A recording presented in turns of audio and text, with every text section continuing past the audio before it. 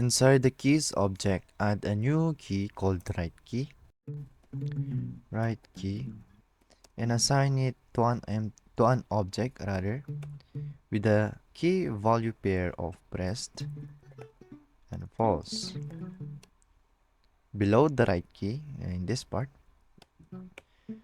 create a left key, okay,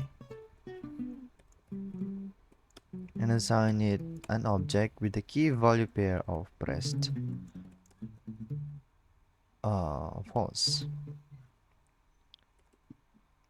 So this would in turn form a nested object, or an object with nested properties. As you can see here, we already have an object called keys, and then we have here properties, correct, as the right key and left key, but they are also an object with their own properties as pressed and assigned to false. So again, this would be a nested object. So nice.